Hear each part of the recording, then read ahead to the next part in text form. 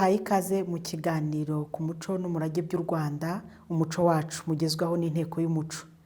Ni ikiganiro kidufasha guhugukirwa no gucengerwa n'ubumenyi by'umurage w'u Rwanda, umuco n'indangagaciro ubumbatiye muri iki gihe. Uyu munsi rero tugiye kuganira ku mavubiro y'i Gasabo ndetse n'amavubiro y'i Huro. Mu muco w'u Rwanda bavuga ko hambere hahozeho amavubiro. Ese nibyo koko? Ibyo nibyo. Ivubiro ni iki? Mu Kinyarwanda ivubiro bivuga ahantu hari ibyuma bapimisha imvura.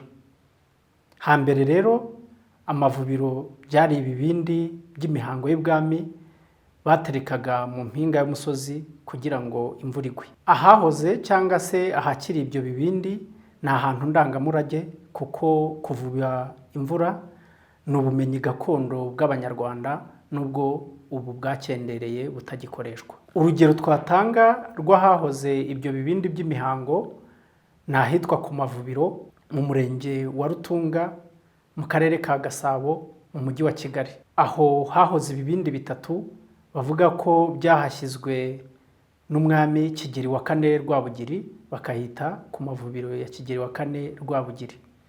Ariko rero hari n'abavuga ko ahubwo bishobora kuba byarahashyizwe na se Mutara Rwogera, ndetse abandi bakavuga ko ahubwo ari ibya kera cyane bishobora kuba byarahashyizwe mu itangira ry'ingoma nyiginya. Amavubiro y'i Gasabo nta gihari kuko yangijwe mbere gato y'itanga rya Mutara wa gatatu Rudahigwa.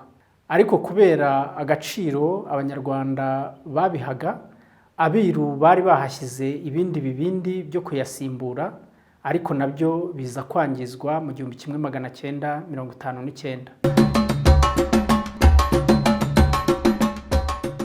Ko mutubwiye ko amavubiro y'i Gasabo yo yangijwe, ubu mu Rwanda harahakiboneka amavubiro yo hambere?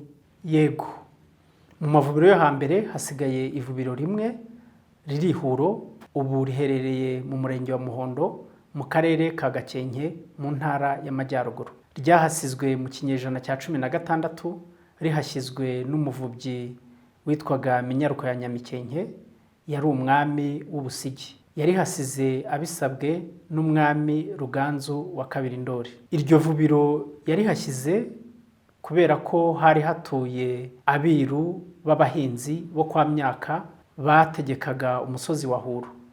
Nibo bahingaga imyaka yakoreshwaga mu muhango w'umuganura ibwami. Iryo vubiro ryabafashaga kumenya niba imvura izagwira igihe, basanga itazagwira igihe izatinda kugwa, bakayivubisha kugira ngo guhinga imyaka izakoreshwa mu muhango w'umuganura ibwami bidatinda.